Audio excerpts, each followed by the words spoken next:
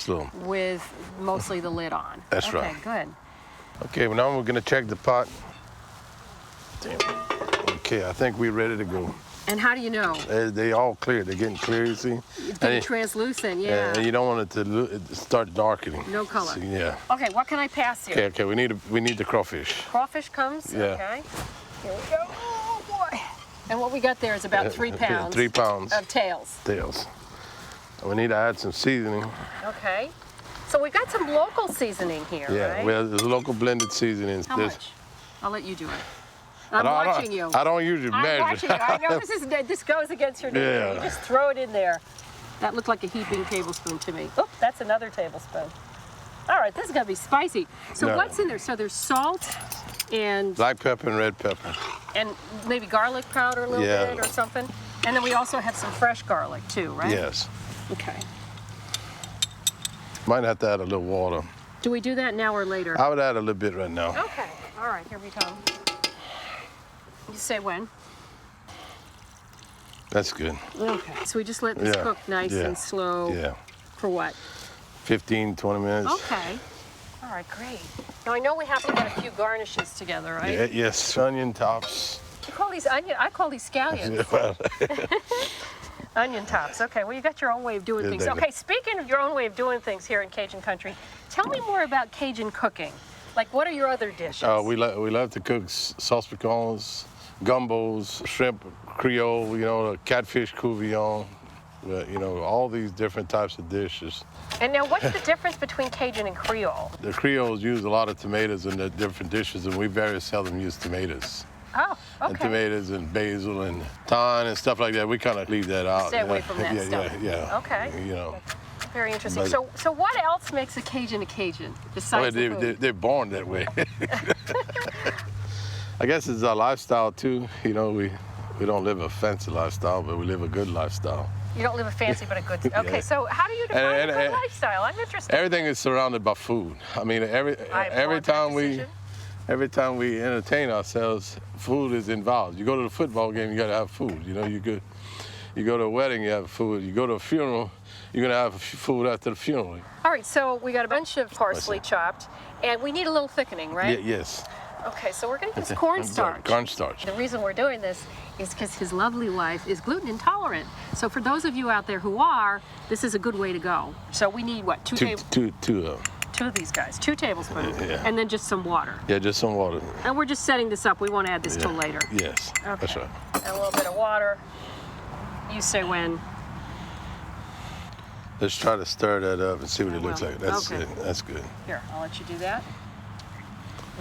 It's gonna be good. Okay, it's time to check it, so I think it's all good. We put this cornstarch mixture. So we got that done. So Sarah, now you can hand me the onion tops and parsley. Okay.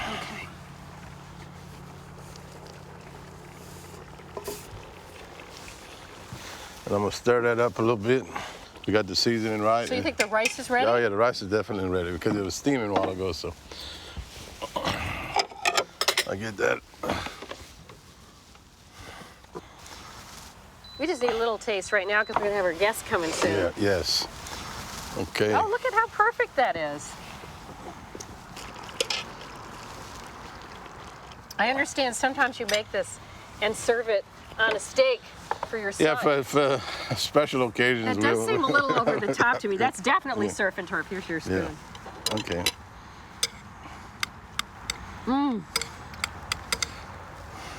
Kind of hot, but it's so delicious.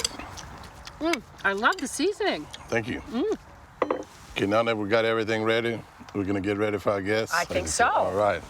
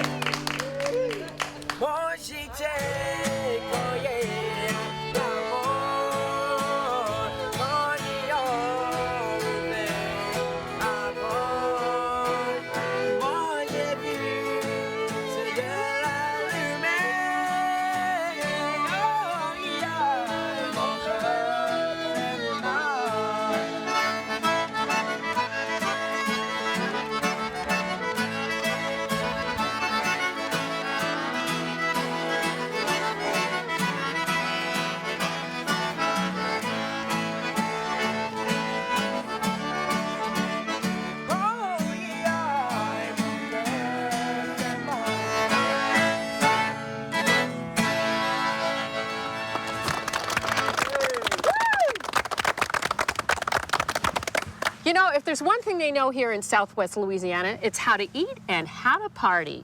I'm Sarah Moulton here with Randy Thibodeau and all of his delightful friends. I'll see you next time for some more of Sarah's Weeknight Meals. Okay. All right.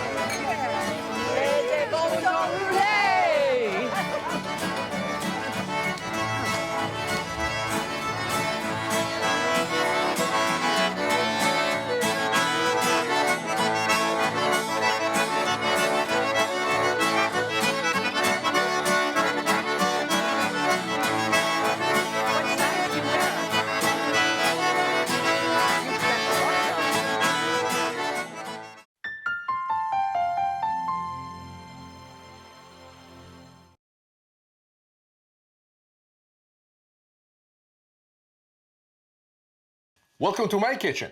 Today, we're gonna make tortellini alla panna, a wonderful recipe made with just a few ingredients. Pasta alle vongole all'essenziale, my father's special recipe, the best pasta with clams. Chicken scallopini, so easy, so good. And of course, let's not forget about dessert, my amazing apple tart. And learn how I traded my favorite spoon for this one.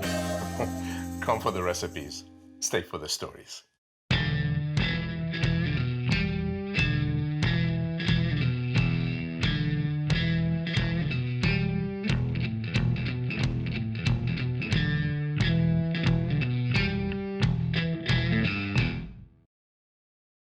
My favorite utensil in the kitchen is a large stainless steel spoon.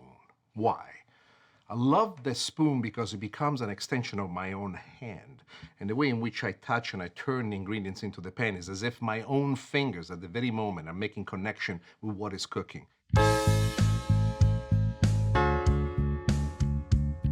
What I want to share with you is a sauce which is so simple, it's almost ridiculous. And from now on, even when you go to your favorite supermarket and you pick up your favorite brand of tortellini, ravioli, tortelloni, filled with whatever you want, you will find this to be your true go-to sauce. Why? The sauce is full, it's rich, but it only has two ingredients, cream and Parmesan cheese. You don't believe me? Let me show you how to make it. The sauce, really, it's all about the cream. What we're going to do right now, we're going to cook the cream and eliminate most of the water that is in the cream so that it gets this wonderful thickening to it. And then to the cream, we're going to be adding the pasta. As the cream is cooking, one of the things that I like to do, I like to stir it around. Why?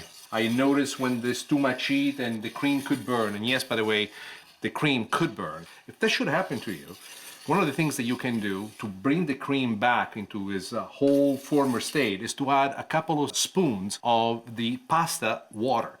The pasta water is full of starch and for whatever reason that I don't understand, seems to be bringing the cream sauce back together.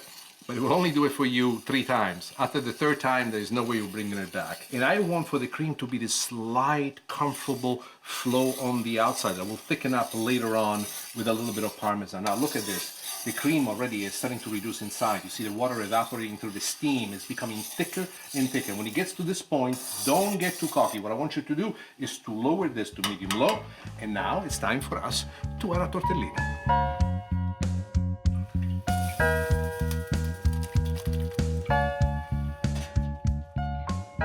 The next thing that you want to do is gently stir them about. What we want to do at this point is to reduce the cream even more. There is some water still retained by the tortellini. Why? If you notice, this tortellini, the way they are, they're shaped almost as a hat. In all the crevices around here, some of the water in which they cook was trapped. It's now being released into the cream. What we want to do is to cook the water away, and that will be for us almost a very symbolic way of reducing the cream, making sure that the cream covers the tortellini completely, and it gives us the wonderful coating that we're looking for, which we're going to spice up with a little bit of Parmesan cheese. When you shop for Parmesan cheese, there's only one Parmesan cheese, and that is Parmigiano Reggiano. You can buy other Parmesan cheeses that have the name Parmesan. It's made in the style of Parmigiano Reggiano, but it's not Parmigiano Reggiano. It is at this point, as the cream starts to reduce, and you can see it from the bowl around, you can see how it starts to coat everything, that I like to add the cheese. I want for this cheese and the cream to melt together. Parmigiano Reggiano, grated or shredded will do, but ultimately what it will do, it will melt right into the cream. And at this point, gently reduce the heat a little bit, Look at this. You see, this is the coating that you're looking for. This is the cream becoming a sauce, already imbued with all these flavors in it. Now, as it is perfect. You don't need to add anything. But just because I'm a huge fan of pepper, I like to add pepper. So here I go, a little bit of pepper that I cracked earlier on. Oh, mamma mia. The aroma, the perfect quality of pepper is wonderful. There you are. Signori e signori, la pasta è pronta, which by the way means the pasta is ready. Let me show you how to play it. These are not tortellini. Tortellini means little tortelli. These are tortelloni. They're slightly bigger than tortellini, but I call them tortellini. Why? Because they remind me of my youth. And they should be little like this, always, every day. How can it be that a man at my age is so enamored with pasta, specifically tortelloni, tortellini, ravioli, gnocchi? It's a good thing to be Italian. Oh, yes, it is.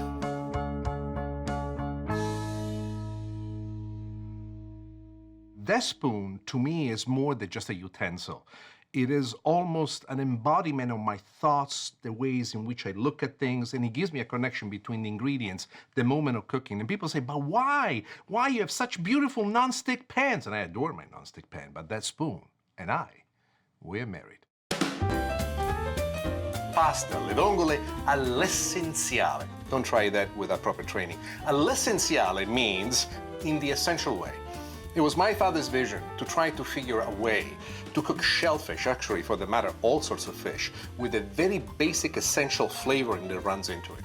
In this particular case, what makes this pasta interesting is that instead of my usual style of sauteing the garlic, the red pepper flakes, we actually imbue the olive oil with the flavor of the garlic and the spiciness of the red pepper flakes, so that once we make the sauce, all that you have is the clams, the juices, and a little bit of additional liquid. This pasta is so simple that it is astonishingly great.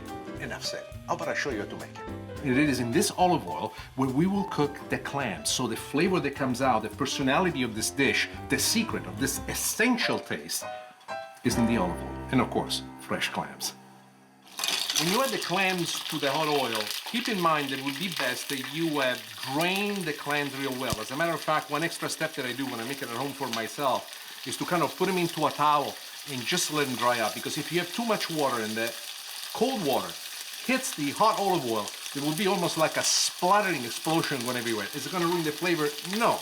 But it makes it a lot safer and a lot easier to handle the clams this way. Notice that I place no salt and no pepper. Those clams are full of salt from the sea. The pepper, that flavoring is given to it from what we add in the olive oil with the red pepper flakes.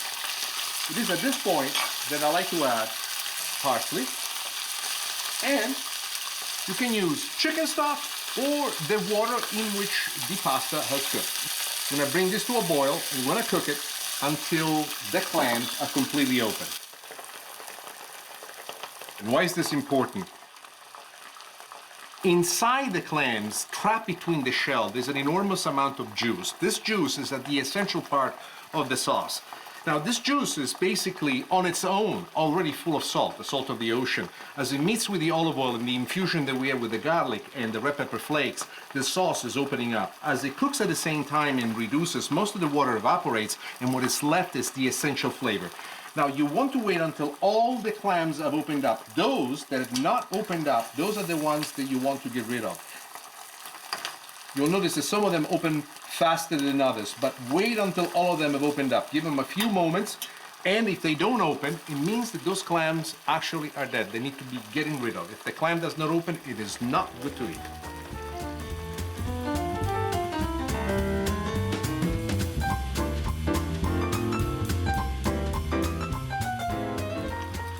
As you can see, there's some late bloomers that always come in. I'm keeping an eye on these guys to see if they're resisting us, or, oh, look at this guy, he's ready to come to the party. This fella, most antisocial. So, you guys don't get to play with us. The next thing we're going to do, we are going to add our pasta. And we're gonna let the pasta finish cooking inside the sauce, the juices that's left over from the clams.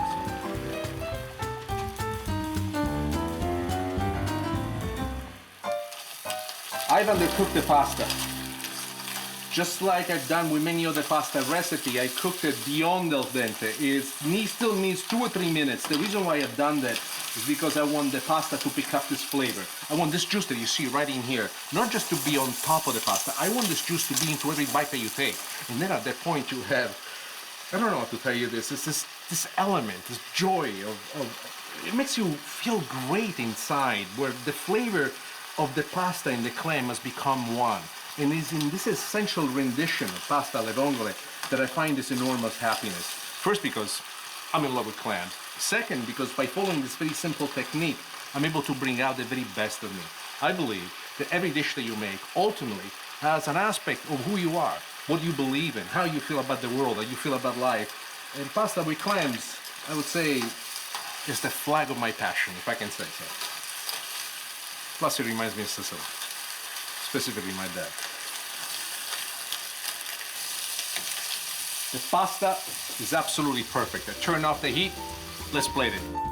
There's something to be said about clams all'essenziale, vongole all'essenziale. Not only is a trip back into my past, but it's also the understanding on how basic flavors come together through very simple techniques. And what you bring out here is the essential of everything.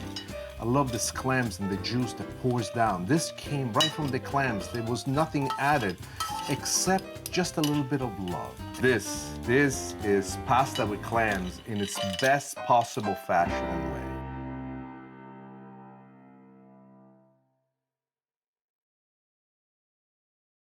However, recently it's been brought to attention from my wife that if I use the spoon again, it might be cause for divorce. So, as a gift to me, she actually gave me a wonderful spoon that is made out of silicone that almost looks like my metal spoon.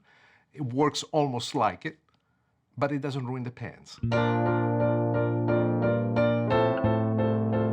The making of the scallopini involves some very heavy-duty and dangerous pieces of equipment, a sharp knife and a pounder. Now, let me show you how we make chicken scallopini. The first thing that we want to do is trim the chicken breast nicely. As you can see, most of the fat I've taken off. Then, using the knife, you want to cut the chicken breast at a slant, like this, because this way it will spread even wider when we make scallopini out of it. Make them as thick as you want, and depending on how big you want your final scallopini to be. And the reason why I like to give it a wider slant is because this way, when we pound them, they will expand even more. A lot of people say, well, you could just use the pounder and pound right at it. I find that when the pounder meets the flesh of the chicken directly, one of the biggest problems that we have is that it tears it apart. Biggest mistake that people make more often than not is to use this part of the pounder. Always use the flat side, and with a certain gentleness, move on to it and give it the shape that you want. So what I like to do is with a flat side, a little bit like this, and you can see how it does expand.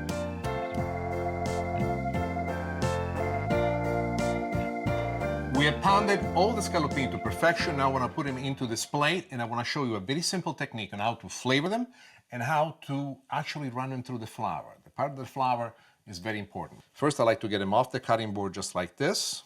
Before we even put the flour, what I like to do is to salt and pepper them on both sides. Now watch what I do in terms of flouring it. You put it lightly on one side, lightly on the other. There's an excess of flour. You want to shake it off. Why? If you don't shake the flour off before you fry them, this flour will go to the bottom of the pan and will burn. One more. Here we go on one side. Here we go on the other side. And then shake it off gently, just like this. And you continue until you've done them all. Well, the scallopini are perfectly floured. I washed my hands, and now, I'm sorry I did that laughter. I love it. But now we're ready to fry it. Let me show you. Over medium high heat, bring the olive oil to a nice hot sizzle. And now we're going to sear our scallopini. Remember, we're going to brown them, but we're still going to keep them a little bit raw on the inside because we'll finish the scallopini cooking inside the sauce.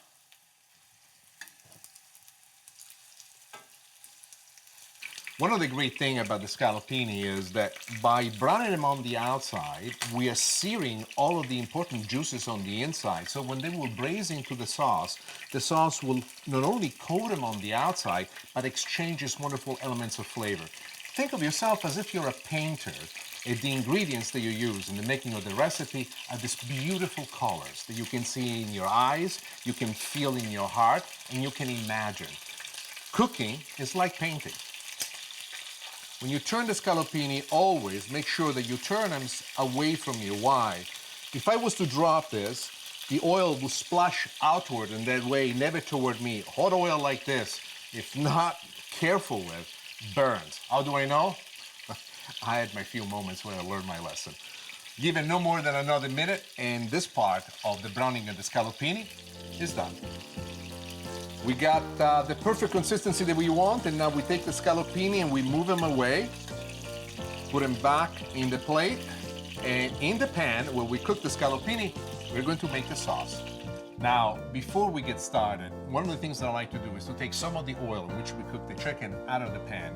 I've used abundant oil because it's very important that the chicken has enough of an amount of hot oil all the way around that does the perfect browning, but this oil is way too much for the sauce. So I'll take a couple of tablespoons out. Once you've taken the oil out and you have the exact amount that you want, usually I like to have no more than 2, maybe 3 tablespoons at most of oil in the pan, especially if you're cooking for the large group. This is a single serving, so it's a lot less. I want to make sure that you reheat the oil once again. Just the time that it takes you to move the oil away from the pan into a container lowers the temperature of the oil. And what I want the oil to do at this point is to really brown all the ingredients, because the bit of browning that we're going to get is going to add a lot of flavor. Our first addition is the garlic. I cut the garlic nice and thick because I want this garlic to be at the base of the sauce, and it will cook over a long period of time and soften up. Together with the garlic, we add some chopped white onion. Even red onions would do well for you. And here is the best surprise of them all.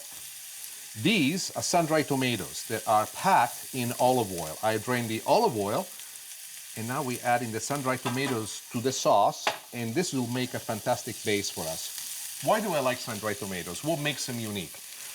In the process of drying the tomatoes, all the flavor of the tomatoes themselves, it's concentrated by 1,000 times, but yet, over the gentle way in which the sun treats them, over a period of time, there's a wonderful sweetness to the tomato which is natural to them.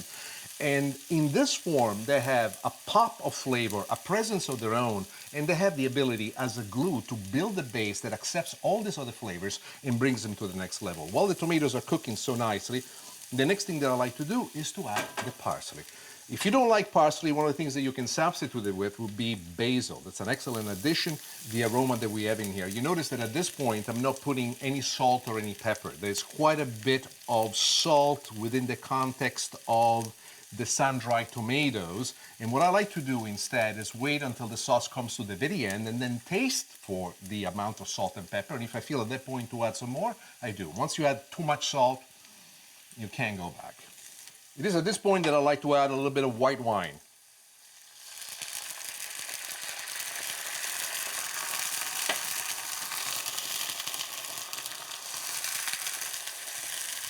What we want to do here is twofold. We want to dislodge the brown bits at the bottom. And you can see it right now how the wine, as it's reducing, is already changing color.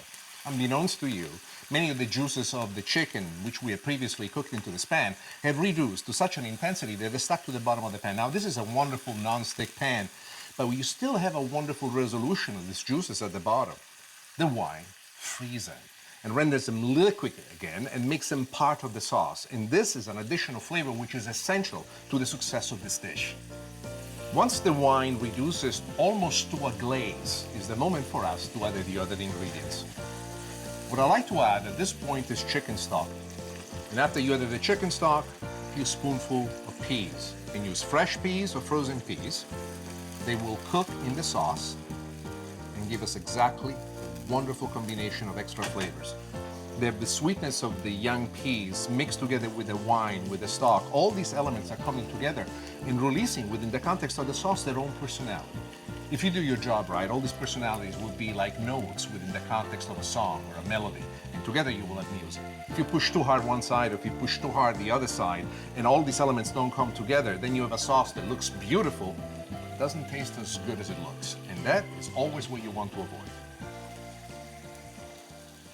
Once you cook the sauce for about 5 to 6 minutes of a medium-high heat, and it's reduced to the right consistency, at this point you want to lower it down to medium-low, and then you want to add the chicken. Let the chicken braise freely into the sauce.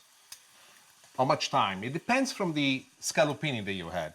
These, I still kept them fairly thick. I estimate this particular one, a good 6 minutes, maybe 8 minutes will be perfect. But remember, we have medium-low heat, and as this cooks, it releases its own juices into the sauce, giving it the personality that we're looking for. And the sauce, slowly but surely, is also reducing, increasing this wonderful aspect, this flavor that we're looking for. It's going to be spectacular.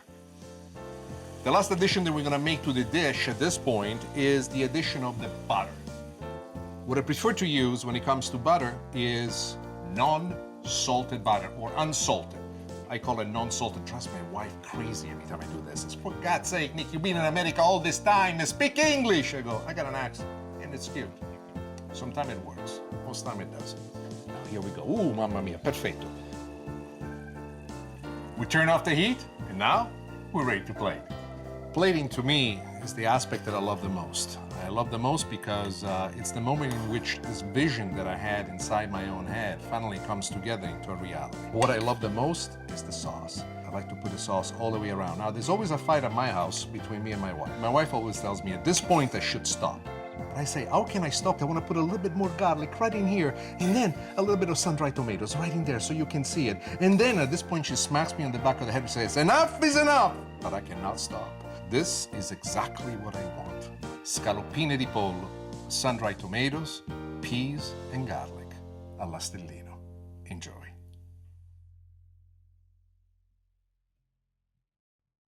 And I say, why, Nancy? Why stunting my creativity like this? And she says to me, the pans, they always come first.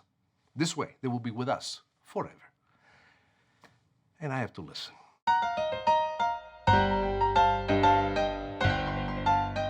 Apples, puff pastry, sugar, butter. This is a marriage made in heaven. As a matter of fact, I'm going to show you in a very simple way how to put all these ingredients together and make a dessert that is elegant, tasty, and from now on, quite possibly, will become your signature dessert. Let me show you. When it comes to my apple tart, the most important thing is the filling. We start here with butter first, let it melt a little bit. Once the butter starts to melt, I like to have it almost in a semi-liquid form. The next thing that we're going to do is to add the sugar. And the amount of sugar that we add is almost equal parts as to what we do with the butter. Now, cooking over medium-high heat, always stirring attentively, you want to turn this into a caramel. How do you do that? Well, there's an accelerator, and that is a little bit of lemon juice. Just add a few drops. There you are. And then as you stir, keep an eye on it because it will go from just melted butter and melted sugar to caramel quite quickly. It will take a few minutes, but stay with it and keep stirring. Don't keep your eyes away from it because this is something that can turn on you quite quickly. The butter and sugar now have gone through the various phases. As you can see, it's now starting to bubbling aggressively. Pretty soon this is going to darken up, and this is the beginning of the caramel. When that happens, be alert. This is not something you want to waste time with. There you are. We are at the caramel stage. The next thing that we're going to do, we're going to add the apples. And what we've done with these apples, we peel the apples, then we core the apples, and then we cut them in small pieces, small dices and small slices, whichever way you like them best to look on top of the apple tart once it's done. Right now, what I'm doing is I'm cooking the apples in the caramel. Why? First reason, I want them to get nice and dark and absorb the caramel. But also, in this continuous stirring, what I'm trying to do is to make sure that most of the water is still retained by the apples somewhat dissipates. So that what we are left with is a very thick caramel, the apple juice that will harden up with some of the sugar on the inside, which will make for us the perfect and most enchanting filling. I think this is the finished look that I love. I lost most of the water. This is perfect. Let me turn off the heat. All right, what we're going to do next, we're gonna let this cool off. We're gonna make sure that it cools off down to room temperature because we're gonna use this as the topping for our apple tart. I'm gonna put it right here in the middle. You can put in whatever amount you want, but whatever amount you want, let your fingers guide you through it. You want to mount it so that at least a 1/4 inch all the way around is completely free. Why? Well, let me show you. This is a piece that we already placed in the oven, and we cooked it about 400 degrees for 15 minutes. Notice how much higher this is. And this is what puff pastry does. Puff pastry has many layers of butter and flour, and over the periods of cooking, it creates a multi-layer effect. This is something that's quite easy, but not that many people do. What we're taking in this pan, I have melted some apple jelly. And you can do it with also any other kind of jelly that you want. Even the red currant, believe it or not, is a fantastic jelly to go with. And then using a nice nylon brush, and I use this because it gives me much more control. I like to dab the edges just like this to bring out this moistness. Now, how important is this? The fact that this is an apple jelly and the content on the inside is made of apples as well gives me a continuity of flavors, and this is what I love. And usually what I do is I do this right before I bring them out and I serve it to my diners, and look how pretty it is all around. It's splendid. I have another trick up my sleeve. Once I have cooked the apples to the perfect degree, the apples start to leak out some of the caramel. The leftover caramel is what I will use for the presentation of the dessert. The last thing is the powdered sugar on top, typical of all dessert. Ladies and gentlemen, this is the dessert that brings friends and family together. It is light, it tastes fantastic, it's easy to make. This is my apple tart. Well, for those of you out there who are not married, trust me, one day you'll talk like me. Whatever she says, you go along with. Happy wife, hey, happy life. And for a guy who's been married for over 35 years, I know what I'm talking about. Hey fellas, before we go active, I just came up with an idea for the title of the show. Nick Stellino, a storyteller in the kitchen. Yeah. Let's save it for conversation later. I wonder if this might work. Yeah, we have it on. We just got the title sequence right there. There you are. The ideas, they come at me. I cannot stop them. They fly like this. Sometimes they go knock, knock. I say, no! And then I say, you can come out now. Brilliant. I love me. Go on.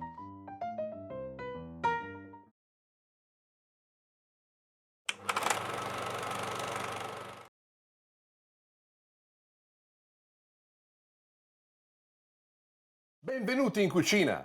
Welcome to the kitchen. Today, we're going to make salsicce al sugo con pasta allanese, one of my favorite Sunday dinners. Linguini with shrimp. Simple, easy to make, and it tastes fantastic. Sicilian fish soup, a Vincenzo Stellino favorite tradition. And of course, my favorite dessert, panna cotta.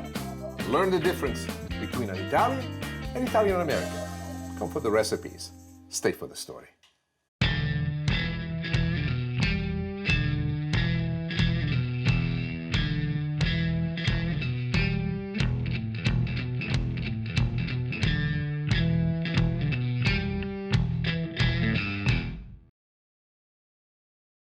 There are only two kinds of Italians.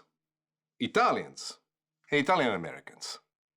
That's the way I see it. Italians, they're very difficult. I am difficult. Italian-Americans, they're always happy. They're generous. They don't care so much. Italians, we are difficult people. One of the rules that we have is that when you have a meat dish, like a steak, sausages, meatballs, you don't put pasta next to it. When I came to America and I got veal, marsala, with spaghetti on the same plate, it was, for me, an act of betrayal. I think I almost went crazy. I remember writing to my mom and dad, says, you will not believe what they do here in America. They put the meat and the pasta together. What kind of forms are this? Now I do the same thing. I have become an Italian-American. Salsicce al sugo. I don't know if you noticed this, but when I say this, I smile. Why? Sausages braised in tomato sauce. This was a Sunday dish for us Stellino. The thing that I love the most about it is not only on how simple it is to cook the sausages, but will make you look like the best chefs your family has ever met. Let me show you how. You're gonna love this. First thing we're going to do, to this pot, which I have on medium heat, I'm adding chicken stock. And to the chicken stock, I'm adding tomato sauce. Why do we do this? We are going to braise the sausages into this mixture. If I was only to put tomato sauce, what would happen is that as the sausages braise into the tomato sauce only without the chicken stock, the tomato sauce would slightly reduce to a point in which it would become almost gummy-like.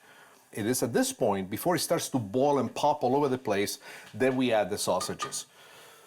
You've seen me in many dishes that I've done before with sausages. The first I brown the sausages and then I add them to the liquid. By not browning them, we are increasing the amount of fluid that are going to leak out of the sausages into the sauce, making this sauce spectacular. How spectacular is the sauce? My mom and dad used to make a big, huge pot of this when we had our relatives over. Every Sunday it would be done. And there were actually two dishes that come out of this particular pot. One dish, there was the sausages themselves. We would serve them with broccolini, roasted potatoes, mashed potatoes, all sorts of different ideas. But the one thing that was truly the golden opportunity was the sauce itself. Cooking for about 25, 35, 40 minutes, depending on the size of the sausages that you have, the sauce, as it reduces, also absorbs the flavor of all these things, and it becomes, in my opinion, one of the strongest and most powerful sauces ever. Yet, it is so simple to make that it's just 3 ingredients: the sausages, the chicken stock, and the tomato sauce. The way we used to do it at our house is to serve the sausages over mashed potatoes. Very simple, takes no time at all. You can also serve this over roasted potatoes if you want to, but there's something about mashed potatoes that just makes it perfect. Is this good enough, or should I add to it some tomato sauce? Well, the way I look at it, tomato sauce, you cannot go wrong with it, but just to make it elegant, I like to put it on the edges of it, just like that. Look at that. Signori, signori, this is how you make sausages braised in tomato sauce. One of the great things about making braised sausages in tomato sauce is the sauce that's left behind. And now I'm going to show you what we're going to do with this sauce, and you're going to love it.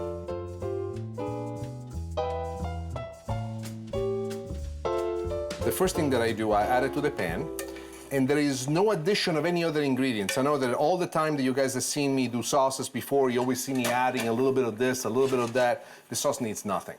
The braising process, where the sausages release all the flavor into the sauce, is the true miracle. We have our pasta in here that's ready now to go into the sauce. So what I've done with the pasta is I cooked it slightly al dente. Actually, more than just slightly al dente, slightly undercooked. Why? Italians, true Italians, people like me, when it comes to the sauce and the pasta, they gotta dance together. Because if they don't dance together, they don't fall in love.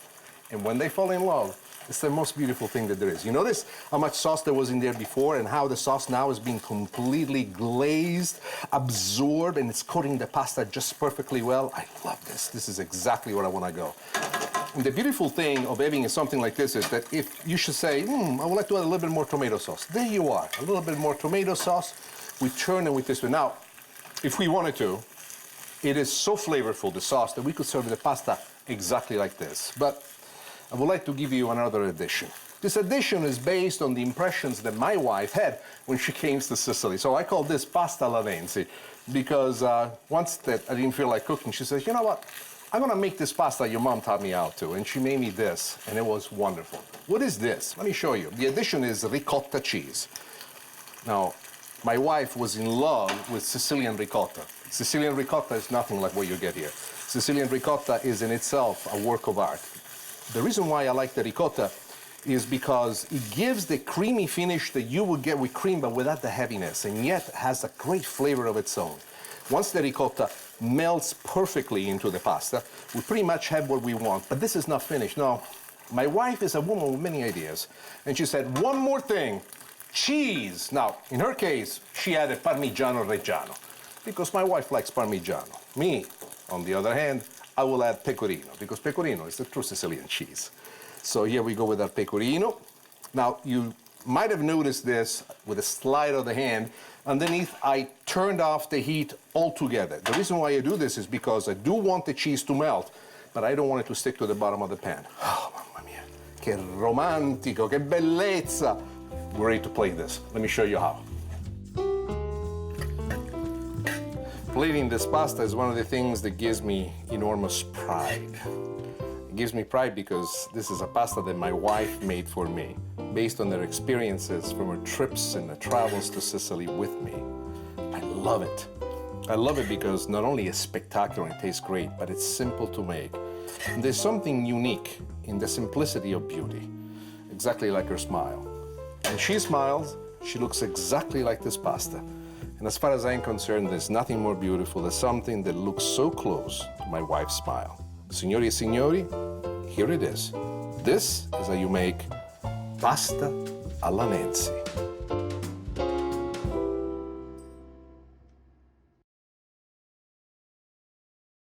So, the pasta and the meat, do they live together? In America, they do. In Italy, they don't. As a matter of fact, another thing that as Italians would do crazy, we do not allow people to put cheese on top of shellfish. I remember this one time my wife was at this very expensive restaurant in Venice, and she said, "Could I please have some cheese for the shrimp risotto?" And the waiter looked at her and said, "No." Then I looked at him back and says, "Would you like to get paid?" He said, "Yes." "Can I please have the cheese?" "No." These people really live by these rules. Pasta con I gamberi. Pasta with shrimp. Anybody can make pasta with shrimp. So why is this recipe so special? I have this issue with pasta with shrimp. More often than not, I find that when the shrimp is put whole, it's inconvenient for me to twirl the pasta around. So one day I thought to myself, and I was in my 30s at the time, why do I have to use the whole shrimp? Why don't I make a ragu of shrimp? It sounds innovative. It's beautiful. The shrimp comes out lovely, tender, moist, perfect. Let me show you to make my pasta with shrimp. I put the pasta into the water. We have the olive oil in the pan. The olive oil is abundant. Why is it abundant? Because the olive oil, in a certain way, is going to be our sauce. That's what we're going to have. So first, we're going to go with red pepper flakes. The reason why I like to put red pepper flakes is because I like a little bit of heat, and the little pepper flakes allow me to regulate the heat. I would say a quarter of a teaspoon, if the first time you ever do this, is a good way to go. The next thing that we're going to do, we're going to add some garlic. This garlic we have cut really, really thick because this garlic is going to be with us all throughout the recipe, and I want to get it nice and brown. So here we go with a few pieces of garlic. I call them a few pieces. Some people get scared when I say this. While the garlic is cooking, I like to stir into the pan. Why do I do this? I want to keep an eye on it and make sure that the garlic doesn't go from just cooking to burn. So one of the things I'm going to do at this point, I'm going to lower down the heat. Another addition I'm about to make, you've seen this many times, is the addition of the parsley. Why is the parsley so important? By adding it now, what the parsley will do for us, it will fry into the sauce and release into the sauce this wonderful flavor of its own. Oh, the garlic is now starting to brown. This is the ideal moment when we want to add the shrimp. Now, what I've done with the shrimp, and this is very important for you to know, is, let me add it right now, I have cut the shrimp in small pieces. I would say each shrimp is about cut in 3 pieces, 1 inch each. Why do I do it this way? I think that it releases a lot more flavor into the sauce, and also I like it a lot more because it's a lot easier to taste, to bite into it, when you actually are twirling the linguine. While the shrimp is cooking, we add some more spices. A little bit of salt, use sea salt, I prefer that, and pepper, just to complete it with it. And one little addition that is not often done is just a little teaspoon of paprika. The reason why I put paprika is for its flavor, the smokiness that it brings into it, and also the color, which I love. Reduce this to medium-low and let the shrimp cook. As soon as the shrimp starts to pick up its beautiful red color, as you see right there, the next thing that we're going to do is to add a little bit of white wine. And here we go with the white wine. There you are. Now we're going to crank up the heat a little bit more, and we're going to cook it until some of the wine starts to evaporate.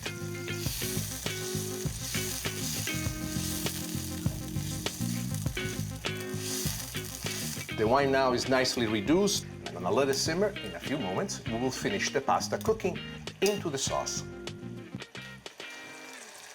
What is the importance of the pasta cooking into the sauce? If I could guide you through it, imagine that the pasta is a tightly wound coil with many layers to it. And as it cooks into the sauce penetrates layer by layer down to the very core of the coil itself. How does this advantage you? It advantages you in a very significant way, because now the pasta is not just pasta by itself, rather the sauce in which the pasta is finishing its cooking is penetrating the pasta so intensely all the way through that it's going to give you this wonderful flavor with each bite that you take. The shrimp is releasing its flavor, the pasta is cooking through. I always like to keep my pasta a little bit al dente, slightly undercooked for the bite. If it's something that you don't like, you don't have to do it this way. It does not ruin the dish.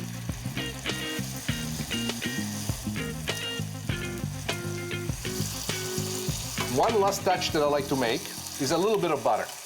What does butter do for us? Butter does several things. One of the things it brings into this pasta, this wonderful glaze. A glaze that not only colors the pasta and coats it, but it brings out a creaminess that you're not expecting.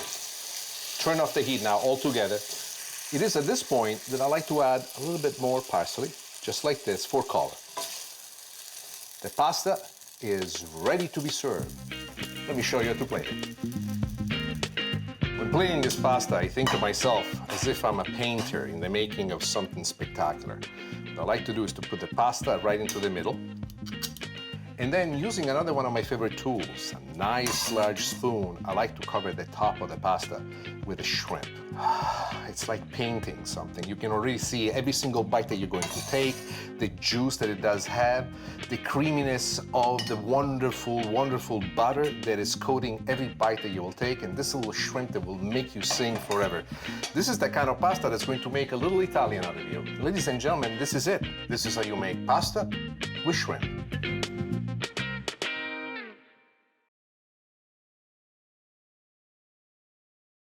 So in my house, I don't care what it is. If I like it with the cheese on top of it, I do it. What is the moral of the story?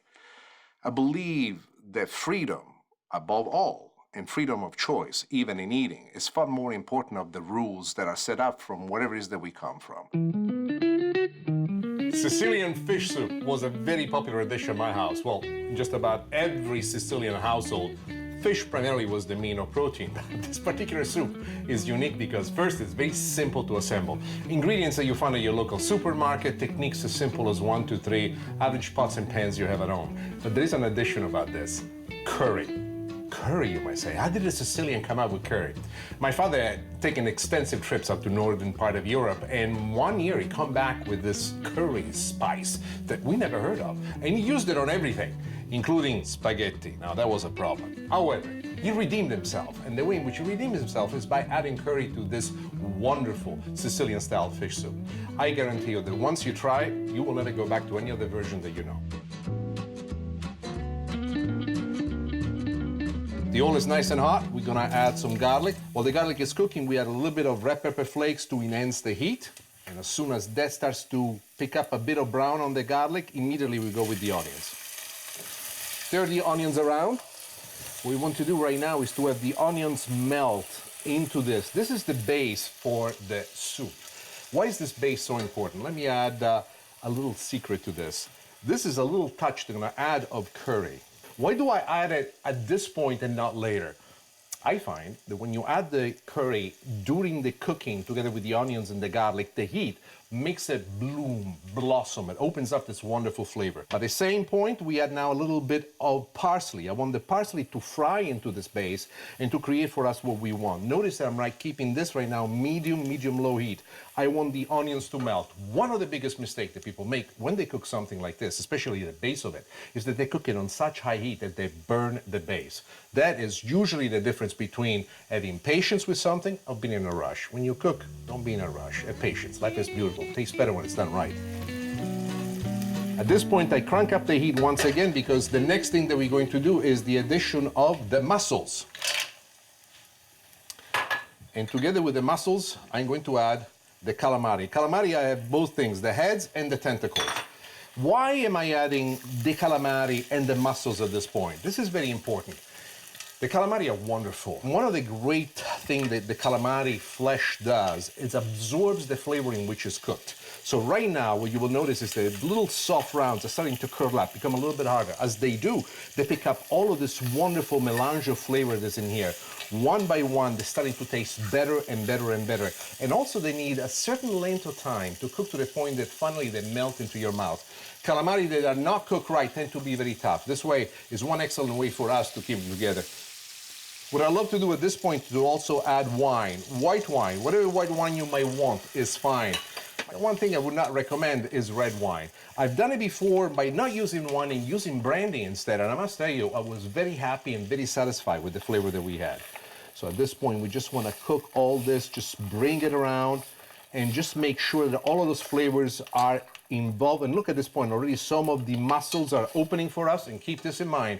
Every time you cook with shellfish, especially mussels, if they don't open, you should take them out. So at the end, we'll do one last check to make sure that all the mussels have opened. If they're not open at the end of the cooking of the fish soup, we must take them out.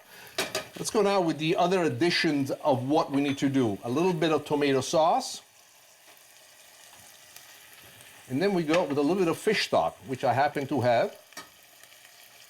If you don't have fish stock, you can use chicken stock. Take the shells from the shrimp and have them boil inside the chicken stock for about 15-20 minutes. As the chicken stock reduces and the shell cook and they go from their color to red, they will infuse a lot of fish flavor straight into the dish.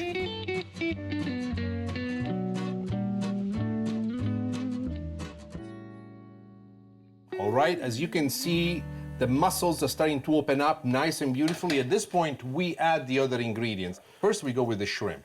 The shrimp has a very taut flesh to it. It needs a certain amount of time to simmer into the sauce. And as we simmer it into the sauce, and I keep calling it the sauce because to me, the soup, in a certain way, is also a form of a sauce. If I wanted to, I could make a wonderful pasta with this. But all of these ingredients that we have added one at a time, they're going to enhance the personality of it. How? The next thing that we're going to add is the scallops, which are cut in small pieces, and these are bay scallops that we have. Last thing that we do is pieces of fish.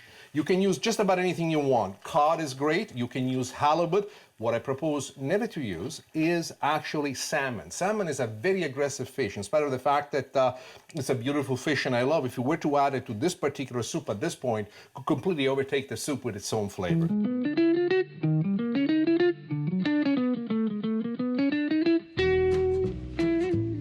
These as if we are composing right now a symphony. Each ingredient that we add has a presence of its own, has a tone of its own, and together these ingredients by themselves as simple notes are coming together into the form of music, culinary music, if I can say so. If my father heard me talk like this, he would be so proud of me. And we are ready to play. There's something highly emotional about this dish, and the reason why I find it so emotional is because it reminds me a great deal of my late dad. It reminds me a great deal of my youth. It reminds me a great deal of Sicily. And as I played and I look at all this wonderful shellfish, I remember spending time with my father, going to the fishmonger, to the market, picking up the ingredients together. Him telling me, Nicolino, Nicolino, guarda che ti voglio insegnare, un giorno la farai in America, dove andrai tu? My father even then knew that one day I would have come to America. And I take my time while I do it. I take my time because I'm at peace with the world. I can see all these gorgeous ingredients, just perfect. The pieces of fish, the pieces of scallops, the shrimp, the calamari. I know what this flavor is like. This flavor is something far more than something just good. This flavor just hits the heart before it hits the stomach. As I look at it, I say to myself, Papa, ti voglio bene, which translated in English means, Dad, I love you. And thank you for teaching me this.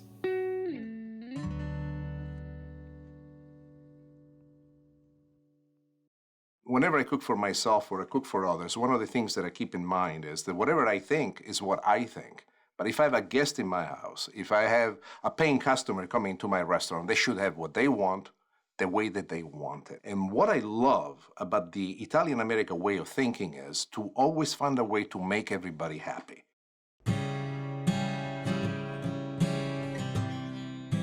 Mamma, fammi la panna cotta! No! Why? Perché sei un diavoletto. Translated in English, this means me screaming at my mom, Mom, please make me panna cotta. My mom answering back to me, no, because you're a little devil. In truth, I was a difficult child. But my brother Mario was worse, however. This is the dessert that Mom used to make at home for me and my brother Mario, and we loved it. Very easy to make, very tasty, and still, to this very day, one of my favorite desserts. So, how about I show you how to make it so you can make it for your family? The making of panna cotta is very, very simple. We start first and foremost with the cream together with the chocolate that we're gonna mix into the pan. And then you start stirring over low heat. What you want to make sure is that the chocolate melts into the cream. Once the chocolate melts to perfection, meaning there is no other solid pieces left behind, at that point, that's when we add the milk. The milk is going to make this a little bit lighter. It's wonderful. All right. Now, you don't want to bring this to a boil. You want to maintain it so that the melting continues and you see the chocolate becoming richer and richer on the inside.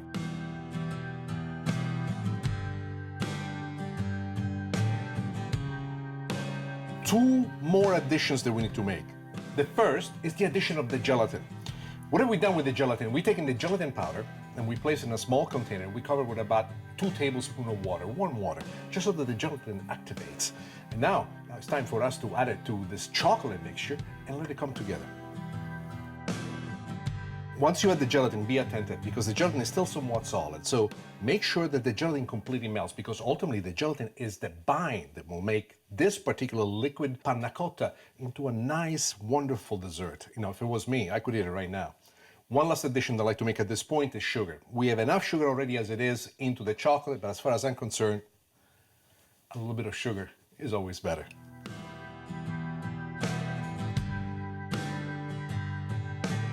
All right, our panna cotta is cooked perfectly. I want to share with you a couple of tricks that are going to make your life a lot easier, especially when it comes to pouring the panna cotta without any accident inside the molds in which ultimately the panna cotta will harden up and become jello-like. What I have done, I've already taken the chocolate mixture and put it into this bowl. And what I like about this particular instrument is that a spigot, just like this, that allows me to basically direct right inside of it. And once you've done it with all the chocolate panna cotta in your molds, you place your molds in the refrigerator for at least 5 hours. Overnight would be better. So what happens once it's done? Look how beautiful it is. There's a little bit of sweat that was generated from the cold in the refrigerator. But how are we gonna mold this? And here is where the trick comes in. You're going to love this. Here's what I've done. I have taken another mold that I have preheated in this warm water with a small knife, a paring knife. I have gone around the edges of it and scored it to make sure that it loosens itself up. At this point, we pretty much have what we want. So let me show you how to plate this. I've undone the top and now we are going to unmold it into our serving plate. This is the point in which I always get scared. Will it work? Will it not? One last shake just to be on the safe side. A couple of prayers to San Gennaro. One to Santa Rosalia, and then you say, Mamma mia, che bellezza! You can do it this way, and what happens is a nice, wonderful puddle of chocolate sauce that built all the way on the around. You can put some berries if you want to. Well, like me, if you remember what it was like to be a little boy, I just love to go at it and eat it right out of the bowl. And this is how you make chocolate panna cotta.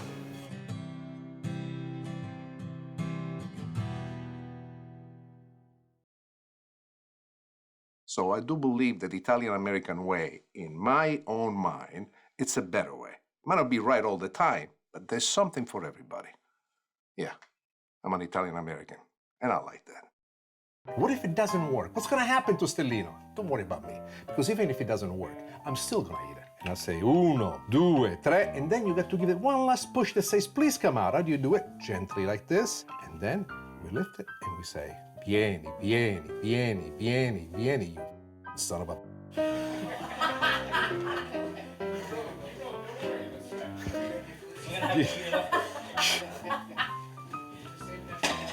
Yeah, we'll use that for the B-roll, right?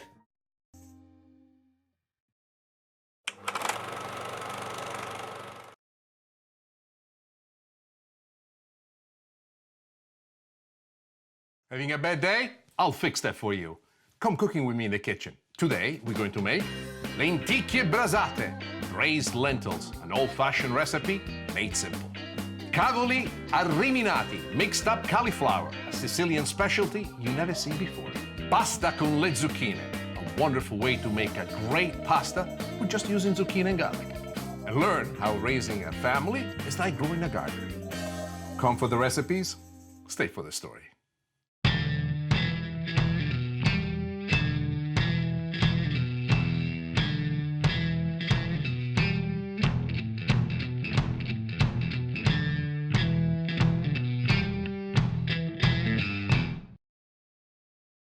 I do not come from a noble family. I am not a prince. I'm not a count.